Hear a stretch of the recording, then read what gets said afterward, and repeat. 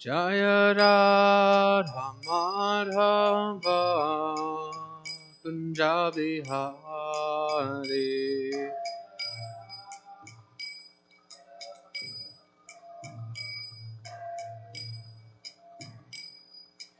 Gopi Jana Vallabha Girivardhari.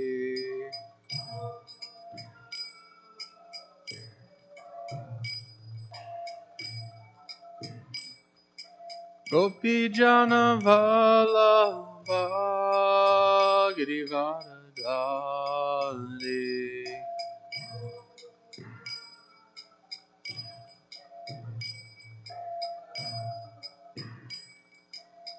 Yashoda Nandana Braja Jana Ranjana.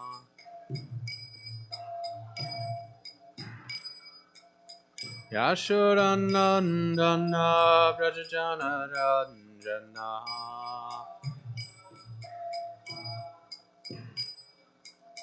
Yamuna Tira Vanachari.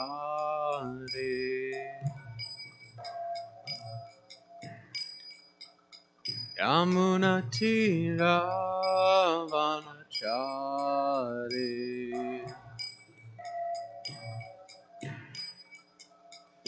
Jaya Radha Madhava Punjabi Hari.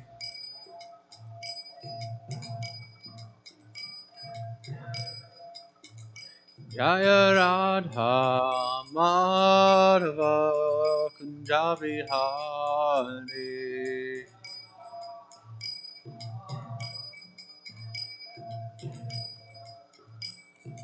Gopi Jana Vallabha Girivardhari.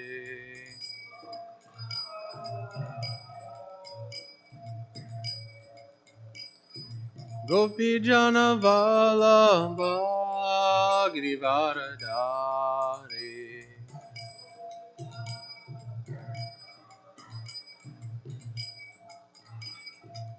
Yashoda Nandana Braja Jana Ranjana. Yashoda Nandana Braja Jana Ranjana.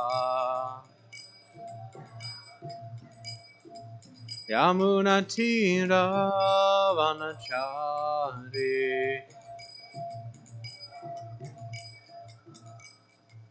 Yamuna Tira Vanachari.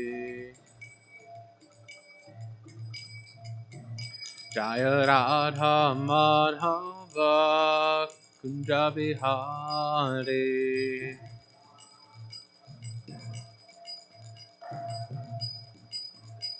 Jaya Radha Madhava Kunjabi Hari.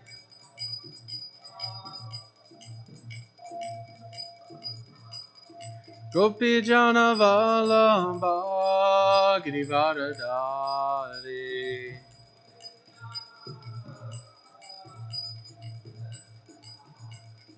Gopi Jana Vallabha Girivardhari.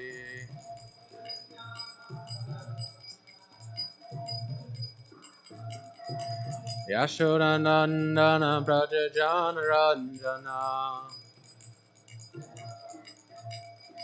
Yashoda Nandana Braja Jana Ranjana. Yamuna Tira Vanachari. Yamuna Tira Vanachari. Jaya Radha Madhava Kunjabi Hari.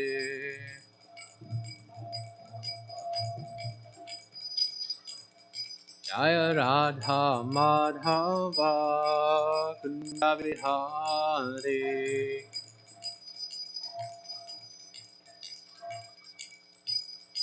Hare Krishna, Krishna Krishna, Hare Hare, Hare Rama, Hare Rama, Rama Rama, Hare Hare.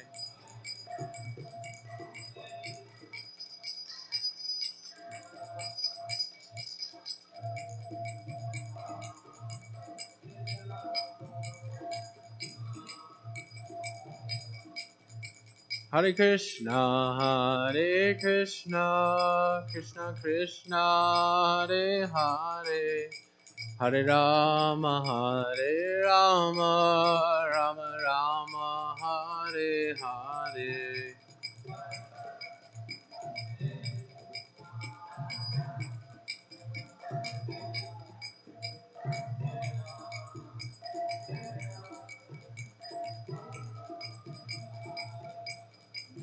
Hare Krishna, Krishna Krishna, Hare Hare, Hare Rama, Rama Rama, Hare Hare.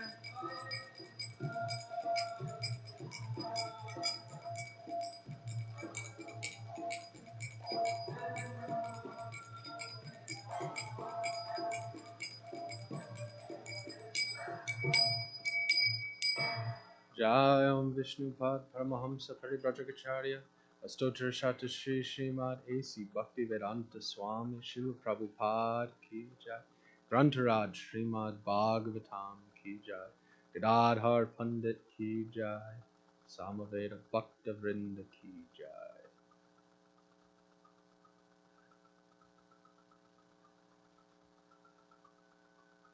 Om Namo Bhagavate Vasudevaya. Om Namo Bhagavate Vasudevaya. Om Namo Bhagavate Vasudevaya.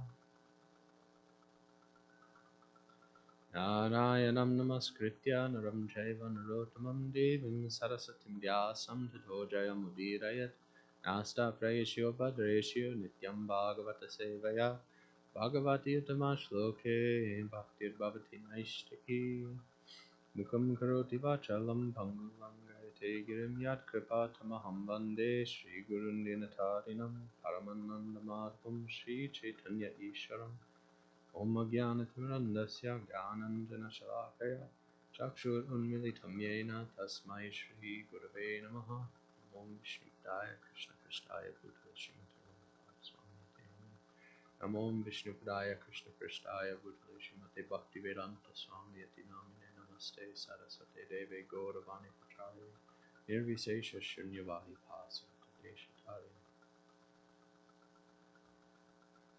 Good morning. Welcome to Srimad Bhagavatam class. Reading from 10th Canto, chapter 74, verses 18 and 19.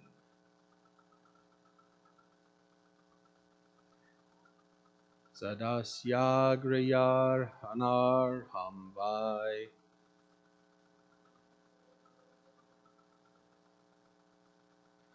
vimrashanta sabasadaha nadhya gachan anaika antya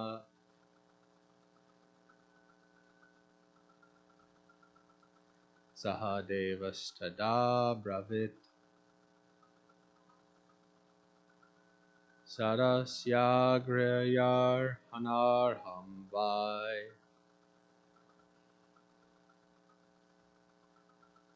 Vimrashanta Sabasadaha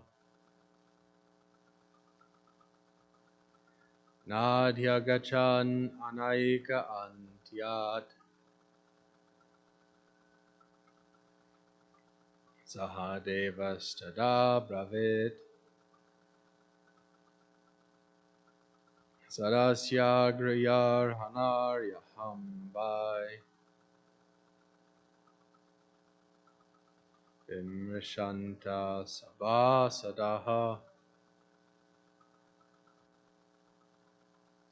Nadhya Gachan Anaika Antyat Sahadevastada Bravit. Please chant.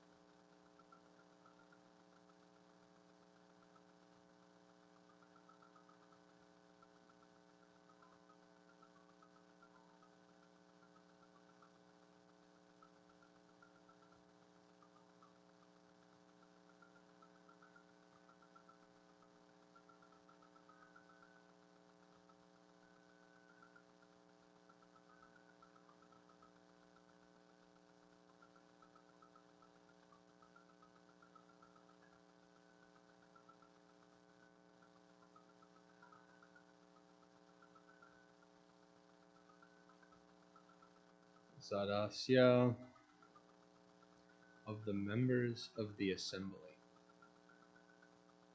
Agriya, first. Arhana, worship. Arham, him who deserves.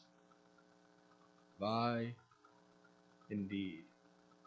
Vimrashantaha, pondering over.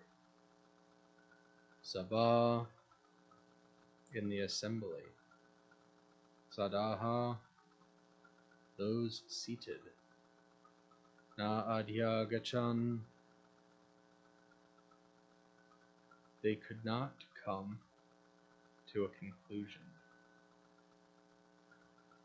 Anaika antyat,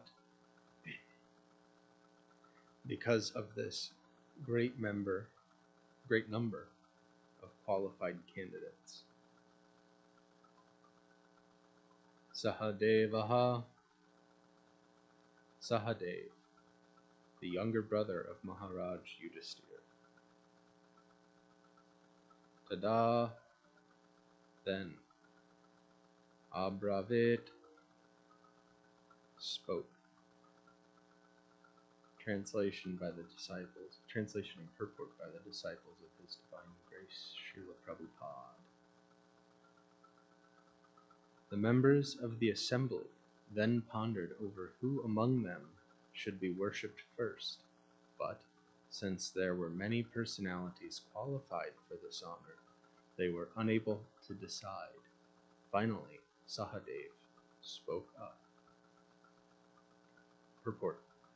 Srila Prabhupada writes, another important procedure is that the most exalted personality in the assembly of such a sacrificial ceremony is first offered worship. This particular ceremony is called Agra Puja. Agra means first, and Puja means worship. This Agra Puja is similar to the election of a president. In the sacrificial assembly, all the members were very exalted. Some proposed to elect one person as the perfect candidate for accepting Agra Puja, and others proposed someone else. As the great Acharya Jiva Goswami points out, text 15 of this chapter states that the members of the assembly were not astonished at the opulence of the sacrifice, since they knew that King Yudhishthira was a devotee of Lord Krishna. Still, text 18 now states that the assembly could not select the most deserving candidate for being worshipped first. This indicates that many of the brahmanas present were not fully realized transcendentalists, but rather conventional brahmanas, uncertain of the supreme conclusion of Vedic wisdom. Similarly, Acharya Vishwanath comments that the undecided members of the assembly were the less intelligent ones, and not such exalted personalities as Brahma, Shiva, Vaipayana Vyasadeva, who thought, since today no one is asking our opinion, why should we say anything? Furthermore, here is Sahadev, who is renowned for his sharp skill in analyzing all sorts of circumstances. He can help appoint the person who is to be worshipped first. Only if he somehow fails to speak or cannot understand the situation will we speak up, despite no one's having inquired from us. Having made up their minds in this way, the greatest personalities remain silent. This is how Vishwanath Chakravarti advises us to understand what occurred in the assembly. And text 19. Arhatihi achutaha shavaista yam bhagavan satvam patihi esha vai devata sarva deshakala danadayaha. Translation. Sahadev said, certainly it is Achyuta, the Supreme Personality of Godhead and Chief of the Yadavas, who deserves the highest position. In truth, he himself comprises all the demigods worshipped in sacrifice, along with such aspects of the worship as the sacred place, the time, and the paraphernalia. So I'll read those translations together.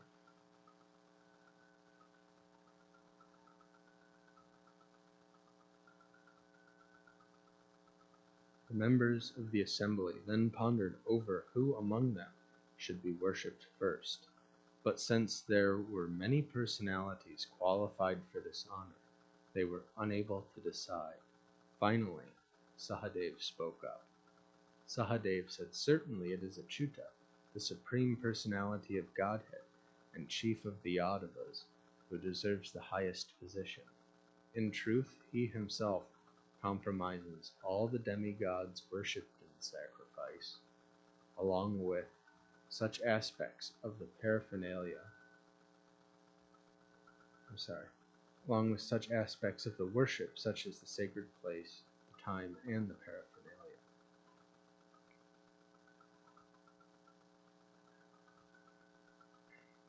Srila Jiva Goswami comments, as it was mentioned in the purport,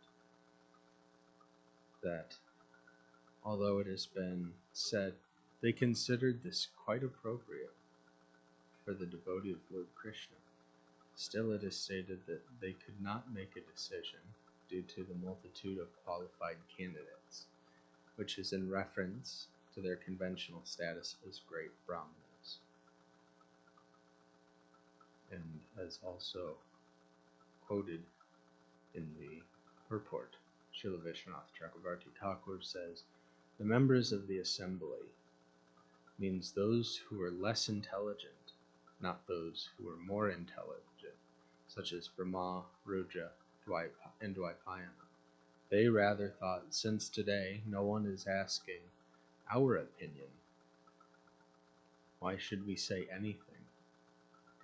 And what is more, here is Sahadev, who is renowned for his sharp skill in studying all sorts of circumstances, and he can help appoint the person to be worshipped, only if he fails to speak by some chance or out of inability to understand the situation. Then we will then we will speak, even though no one has inquired from us. So, making up their minds, they remained quiet. This is what we should understand. So these great acharyas are implying that there is a difference between a brahmana and a devotee, or a brahmana and a Vaishnava. Srila Bhaktisiddhanta Saraswati Thakur has actually wrote a book on the differences between a brahmana and a Vaishnava, aptly titled Brahmana and Vaishnava. So we can understand that there is a difference in position. between Brahmanas and Vaishnavas, that they're not inherently one and the same, and that the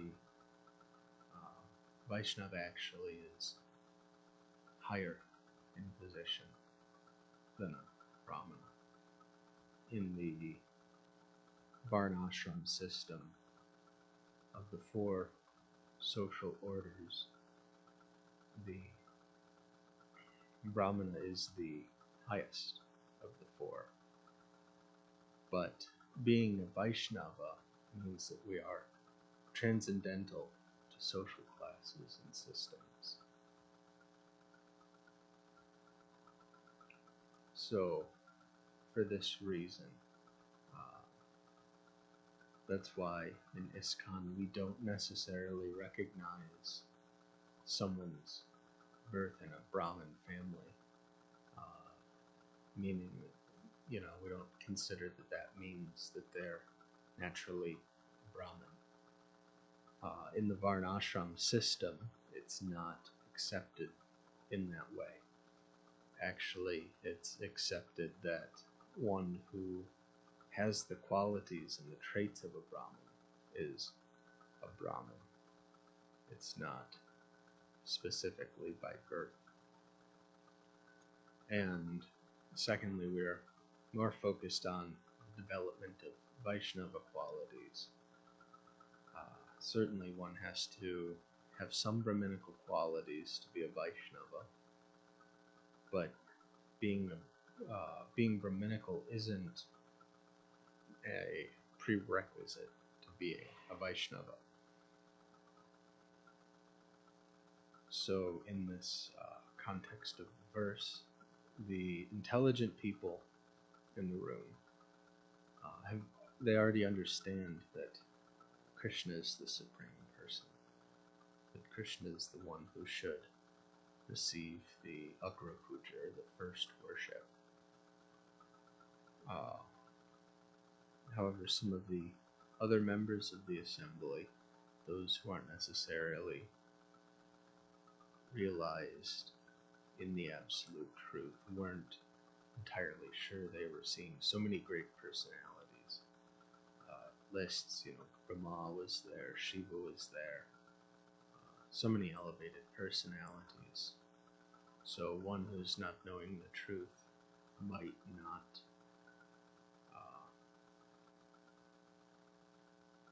know who to pick in that situation.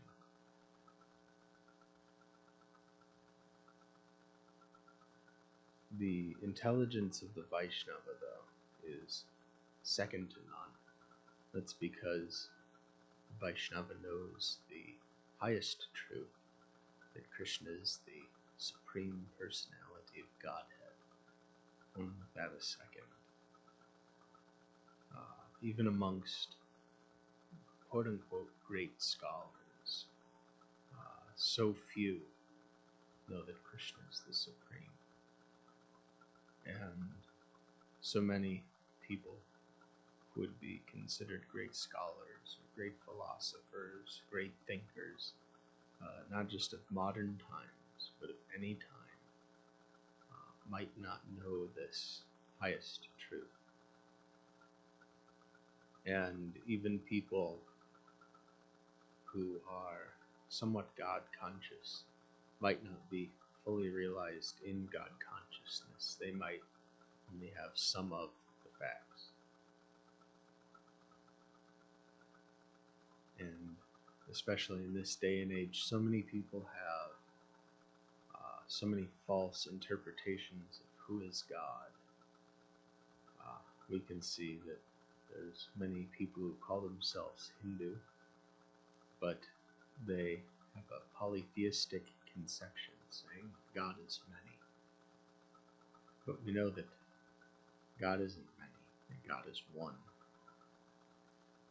Similarly, Buddhists think that God is void,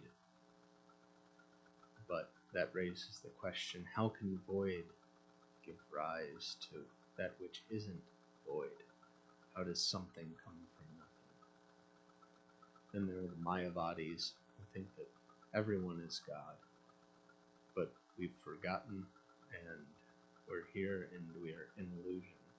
So once we come out of illusion, then we'll just remember that we're God. But that raises the question, how can God be an illusion if God is supposed to be the most powerful? If God is an illusion, that means that there's something more powerful than God, and nothing is more powerful than God. So therefore, we are not God because we are an illusion. And the Muslims, the Abrahamic faiths, the Muslims are told they can't conceive of God's qualities and features, and they shouldn't try to, because God is so great. And similarly, the Christians and the Jews have no real understanding of who God actually is. What is he doing? What are his names and qualities? And what are his activities? But Vaishnavas have the answers to all of these questions. Great personalities have revealed for everyone to know all of the intimate details about God. Who he is, what are his names, who are his associates, where he resides, what he's doing, and so on. It's very unfortunate that most people aren't in a position to understand this. So this brings the question of what makes God God. Krishna possesses 64 qualities, and a very large portion of those qualities we as humans possess in some minute degree. This is because our nature is that of part and parcel of God, meaning that we're the same in quality, but not in quantity. So there are, of the 64 qualities, there are 50 that the people in general might possess in one degree or another.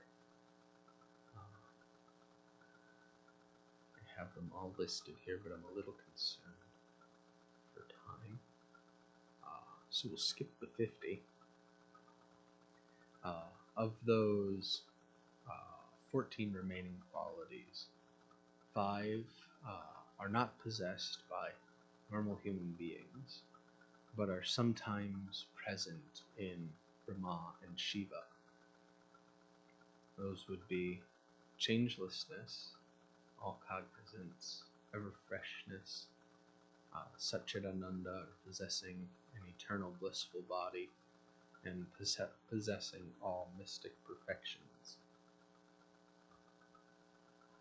Of the 9 remaining that aren't possessed by Brahma and Shiva, there are another 5 that are present within Vishnu, that he has inconceivable potency. Uncountable universes generate from his body. He is the original source of all incarnations. He is the giver of salvation to the enemies whom he kills, and he is the attractor of liberated souls. So that counts up to 60 qualities.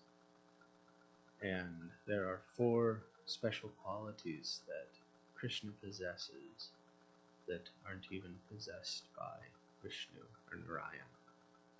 Those are that he is the performer of wonderful varieties of pastimes, especially his childhood pastimes. He is surrounded by devotees endowed with wonderful love of Godhead. He can attract all living entities over the universes by playing on his flute, and he has a wonderful excellence of beauty which cannot be rivaled anywhere in creation. So by observing these 64 qualities of Krishna that he possesses in fullness, we can very easily understand why and how Krishna is the supreme person, because who else can do all of these things? We might be able to do some, most of them, but we're lacking some very integral abilities that only God himself possesses. And we can similarly understand Krishna by his devotees and by his expansions and associates. When Krishna came as Sri Chaitanya Mahaprabhu, he unlimitedly glorified Krishna as the supreme, and similarly his associates, his potencies, and his expansions and devotees glorify him. And one of those personalities in particular, Gadadhar Pandit, appeared on this day. So we'll spend a little bit of time discussing Gadadhar Pandit. In the Chaitanya Charitamrita, Krishnadas Kaviraj Goswami very elaborately describes and glorifies Gadadhar Pandit from the Antya Lila. He says, "No one can describe the characteristics and ecstatic love of Gadadhar Pandit. Therefore, another name for Sri Chaitanya Mahaprabhu is Gadadhar Prananath, the life and soul of Gadadhar Pandit. No one can say how merciful the Lord is to Gadadhar Pandit, but people know the Lord as Gadaira Gauranga, the Lord Gauranga of Gadadhar Pandit." And in the Adi Leela, Krishnadas Kaviraj Goswami described, he says, "I offer my respectful obeisances unto the internal potencies of the Lord, of whom Sri Gadadhar Prabhu is the foremost. Gadadhar Pandit is the fourth branch. Gadadhar Pandit, the fourth branch, is described as an incarnation of the pleasure potency of Krishna. No one, therefore, can equal him." In a purport, Srila Prabhupada explains that in the Gaura Ganadesh Deepika, it is stated, Sri Krishna's pleasure potency, formerly known as Vrindavaneshwari, is now personified in the form of Sri Gadadhar Pandit in the pastimes of Lord Chaitanya Mahaprabhu. Sri Swarup Damodar Goswami has pointed out that in the shape of Lakshmi, the pleasure potency of Krishna, she was formerly very dear to the Lord as Shamasundar Vallabha. The same Shamasundar Vallabha is now present in Lord Chaitanya's pastimes as Gadadhar Pandit. Formerly, as Lalita Saki, she was always devoted to Srimati Radharani. Thus, Gadadhar Pandit is simultaneously an incarnation of Srimati Radharani and Lalita Saki. Then back to the Chaitanya Charitamrita, Adi Leela. It says, "The three predominators, Chaitanya Mahaprabhu, Nityananda Prabhu, and Advaita Prabhu, are worshipable by all living entities, and the fourth principle, Sri Gadadhar Prabhu, is to be understood as their worshipper." In a purport to this verse, Srila Prabhupada describes the commentary of Srila Bhaktisiddhanta Saraswati Thakur. Srila Siddhanta Saraswati Thakur explains, "We should understand that Lord Sri Chaitanya Mahaprabhu is the supreme predominator and Nityananda Prabhu and Advaita Prabhu are his subordinates, but are also predominators. Lord Sri Chaitanya Mahaprabhu is the Supreme Lord, and Nityananda Prabhu and Advaita Prabhu are manifestations of the Supreme Lord. All of them are Vishnu Tattva, the Supreme, and are therefore worshipable by the living entities, although the other two tattvas within this category of Panchatattva, namely Shakti Tattva and Jiva Tattva, represented by Gadadhar and Srivas, are worshippers of the Supreme Lord. They are in the same category because they eternally engage in the transcendental loving service of the Lord. By understanding this, we find that even one who is in the Jiva Tattva category becomes worshipable by engaging in transcendental loving service to the Lord. So that is the position of Srivas Thakur. Srila Prabhupada elaborates in another commentary that Gadadhara Goswami is a representative of a perfect Brahmana and spiritual master.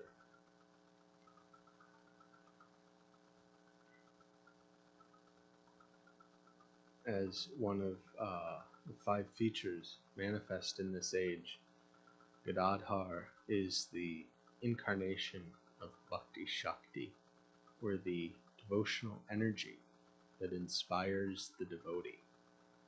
Without this inspirational manifestation, the inauguration of the Sankirtan movement would not have been possible. For devotees, nothing is possible without the mercy of Srimati Radharani. And in this age, that means that nothing is possible without the mercy of Gadadhar. Gadadhar is the inspirational aspect of the Sankirtan movement. And by the mercy of Gadadhar, devotees become energized to engage in service in one way or another. By praying to and asking for the mercy of Gadadhar, one can nicely engage in devotional service. We might not have any idea how we can engage,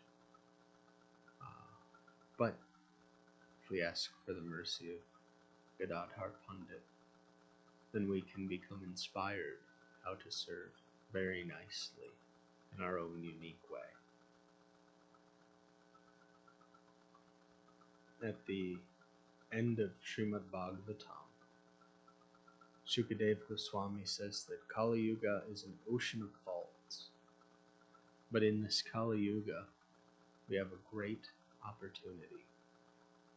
That great opportunity that Shukadeva Goswami speaks about is that we can become liberated just by the chanting of the holy names. And when we're trying to engage in the chanting of the holy names, our association can make all the difference. Depending on who we associate with, that determines how we act and what we do. There's a saying that I like to repeat very often, that if you hang out at a barber shop, you're going to get a haircut. So when we're associating with those in the lower modes of nature, we're also going to act in the lower modes of nature. But by associating with personalities in the mode of goodness, similarly we'll act in the mode of goodness. By associating with personalities engaged in the Sankirtan movement, engaged in chanting Hare Krishna, similarly we will engage in the Sankirtan movement, and we will engage in chanting Hare Krishna.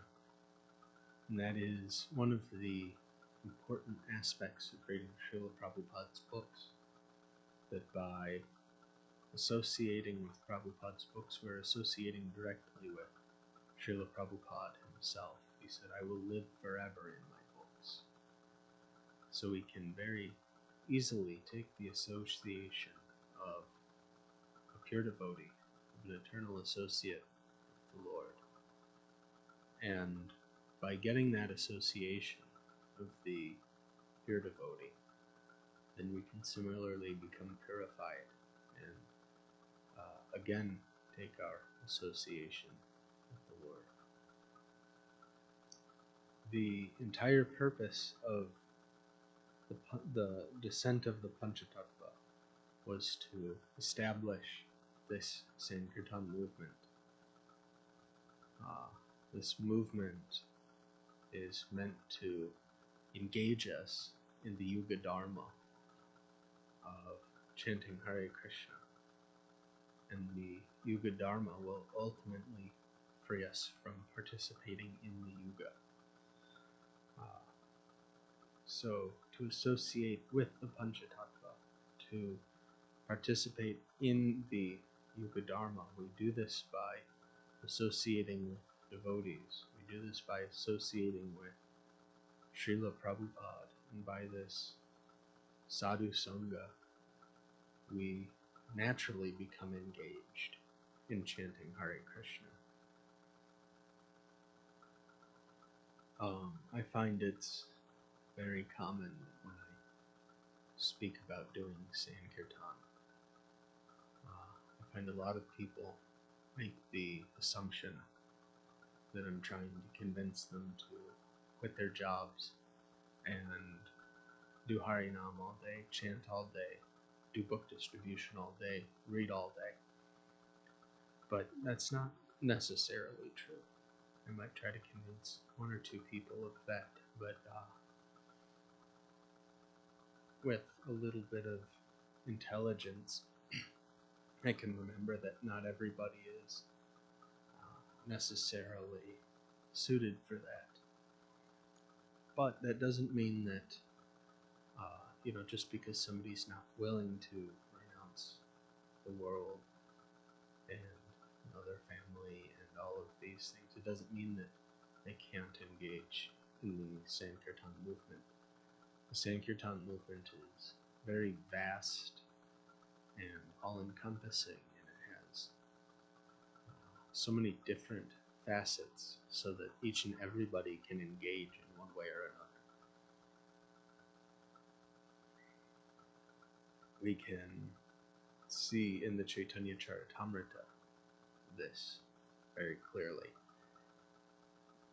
At one point, Mahaprabhu tells Raghunath Das Goswami, before he was Raghunath Das Goswami, that he should return home and engage in his business, and that he should more or less practice his devotional service in secrecy. He should go on with his life as he was before until the time is right.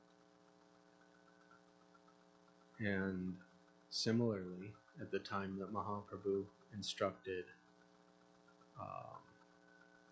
Nityananda to go out and preach, he also instructed Advaita and Srinivasa to return to their homes and preach there in their hometown.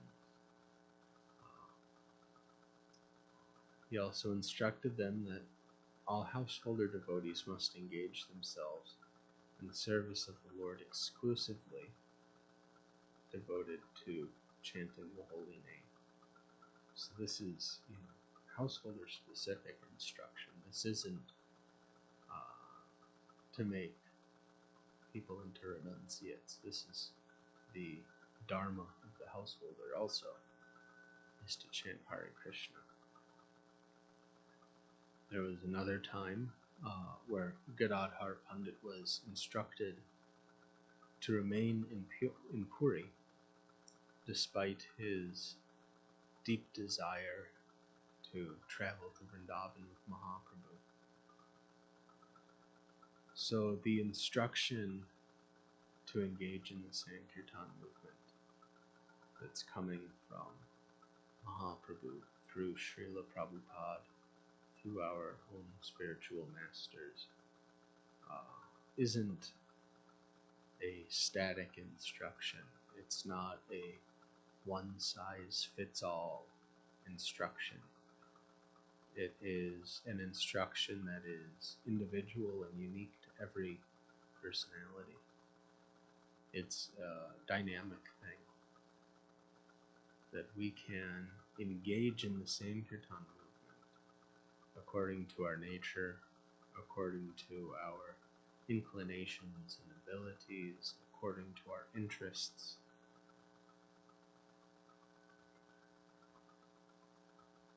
We can engage in Sankirtan in a way that suits us. Because not every aspect of the Sankirtan movement is suitable for everybody. There's a saying that what softens a potato hardens an egg. So the same process for one person might not be ideal for another. So we have a service in the Sankirtan movement, each and every one of us, that is just befitting our nature. And we have to engage in it if we want to leave this burning forest fire of material existence, if we want to reconnect with Krishna, if we want to go back home, back to Godhead, we have to engage in the Sankirtan movement. In this age, there is no other way but through the holy name. And it is by the mercy of Sri Gadadhar that we can understand how we each engage in the Sankirtan movement. Just like in the military, not everybody is a frontline soldier. There are those on the front line who are doing, the trench work. And then there are those behind them who are supporting them immediately. There's people at the base camp who are cooking and doing things of that nature. There are people making sure that the supply of weaponry doesn't run out. There's people making sure that all the logistics are cared for. And behind that, there's people arranging different battle plans and movements and things of that nature. And there are even those at home who are supporting any war effort. Like in World War II, there was this very large propaganda campaign to engage women in what was previously thought to be work not suitable for a woman. So when the men went to war, the women went into the factories and started building the planes and the guns and the bombs and the tanks and all of these things. And there were people who, weren't suitable for doing that kind of work. They weren't suitable for going overseas to fight. So they stayed and they did propaganda, and they did so many other things. Each person had a different way of engaging in this world war. And the Sankirtan movement is very similar in that regard, that no matter what your position is or what your inclination is, there is a place for you to take part. One way or another, you can participate. And everybody's help is required. It's not that just by distributing books the Sankirtan movement propagates. when we come back from book distribution, somebody has to take care of the deity.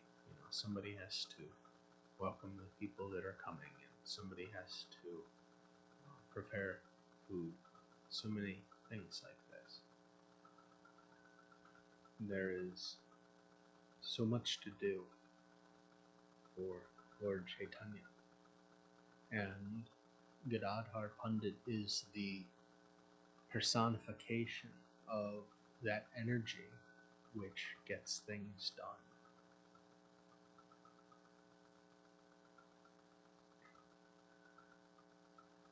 So, one thing that is universal for everybody is the chanting. And Srila Prabhupada said that actually chanting is easy, but the determination to chant is not so easy. We have so many anarthas. We have committed so many offenses. We have so many attachments. With the chanting can become very difficult because of these things. But the Panchatattva doesn't consider offenses. If we simply ask for the mercy, if we beg for the mercy of Mahaprabhu, if we beg for the mercy of the Panchatattva, then we will soon get the determination to chant.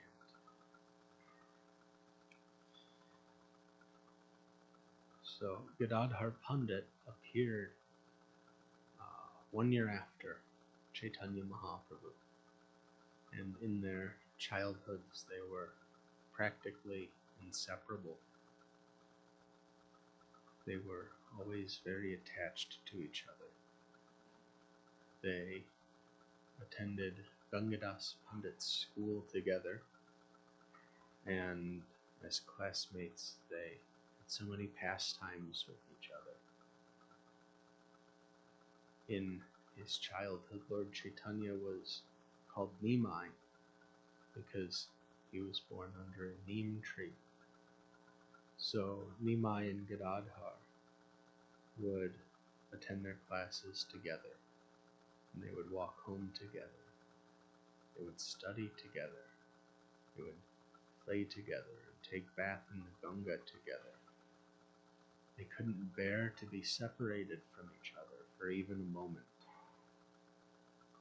Later, when Mahaprabhu took sannyas and went to Jagannath Puri, Gadadhar Pandit followed him. Most of Mahaprabhu's other associates remained in Navadvip and came to Puri only once a year for the rainy season and to attend the Rath Yatra.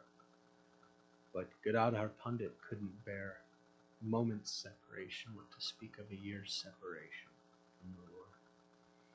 And the Lord couldn't bear to be separated from Gadadhar. So he was permitted to stay with Mahaprabhu in Puri. And they had so many pastimes together. Gadadhar Pandit accepted Kshetra Sannyas, which means he took a vow to never spend a night outside of the Dham of Jagannath Puri. And he engaged in the service of the deity called Tota Gopinath. So, because of this Kshetra Sannyas, sometimes we hear Gadadhar Pandit called Gadadhar Goswami or Gadadhar Goshai. So, when Mahaprabhu first left to travel to Vrindavan, Gadadhar Pandit tried to follow him, even at the cost of his Kshetra Sannyas and his service to Tota Gopinath. And when Mahaprabhu compelled Gadadhar Pandit to return to Puri, Gadadhar fainted. Gadadhar could not bear the separation from Mahaprabhu. And for Mahaprabhu as well, this separation was very difficult. But Mahaprabhu tolerated it because he wanted to keep Gadadhar's vow and service intact.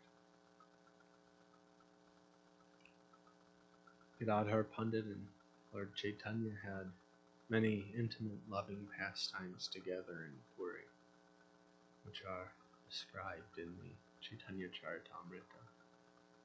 Sri Chaitanya Mahaprabhu would regularly come to relish Gadadhar's reading of Srimad Bhagavatam, and it's said that in the end of his pastimes, Sri Chaitanya Mahaprabhu entered into the Tota Gopinath temple and never came out, and that he entered into the deity of Gopinath so that he could return to his eternal pastimes.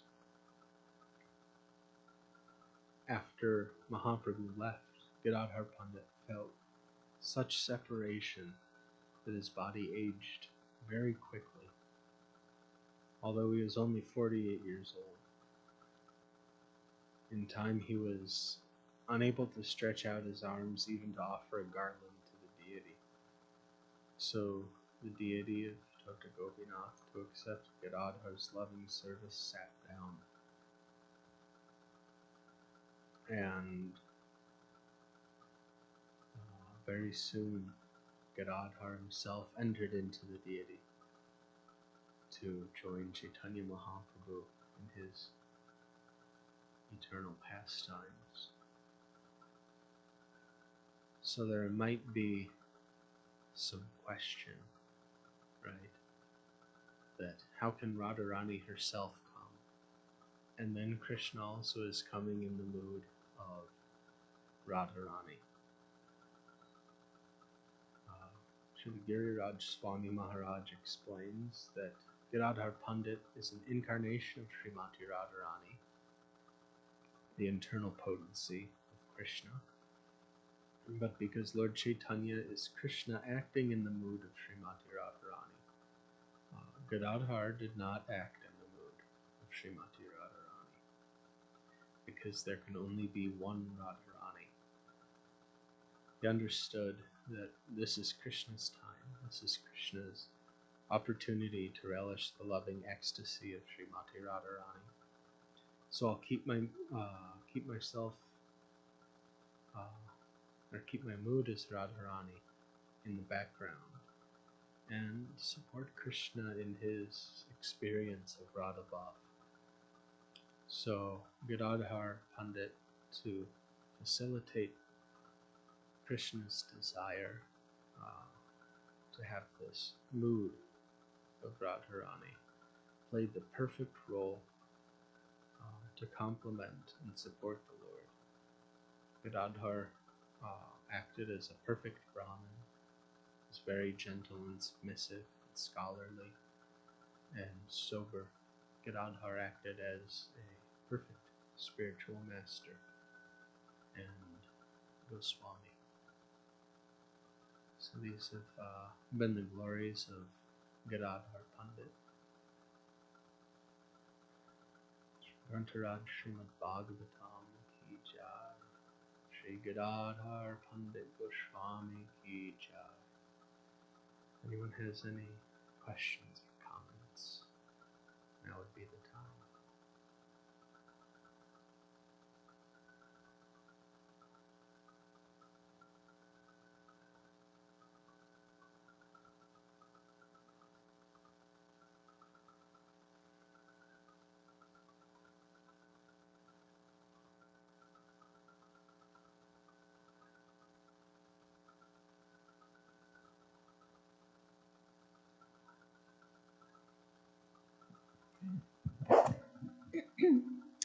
In the 18th verse of this chapter 74,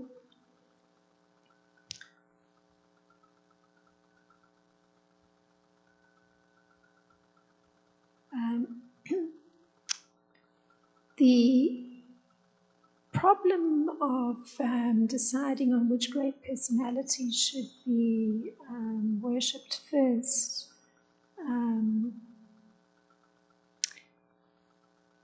the question that comes to mind is usually for any great event, it's planned in advance. So it seems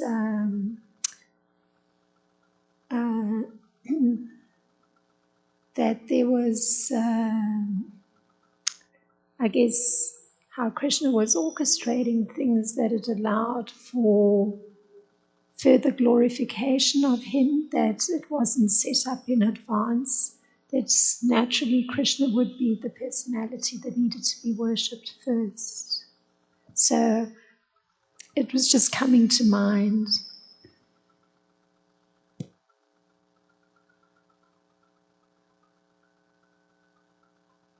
In an earlier chapter that we've discussed recently, when Balaram was fighting with the Kurus, it says at the end of that chapter that actually the Kurus only behaved in that way to give Balaram an opportunity to express his prowess. So I think in that way, where regularly as you say, that would be a prearranged sort of ordeal, I think the reason that it wasn't necessarily prearranged was just so Sahadev could make this statement, and so that even more so Krishna could be glorified as the most worshipable person. I was also thinking about that, and that's the conclusion that I came to, is the way it happened just for that reason, to glorify Krishna, more than just automatically designating for the Agra Puja.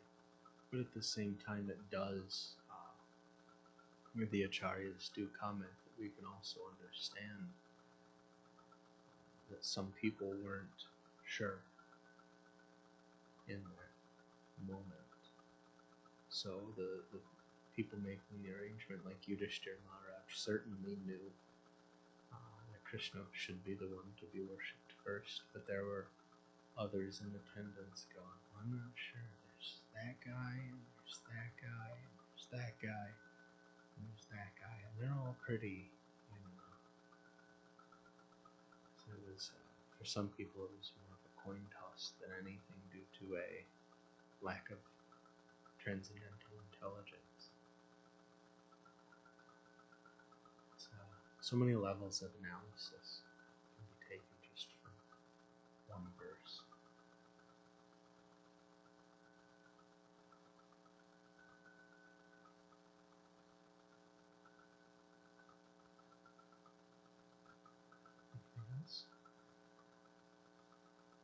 Grantaraj Srimad Bhagavatam ki jai, Samaveda Bhakta Vrinda ki jai, Shri Gadadhar Goswami ki jai.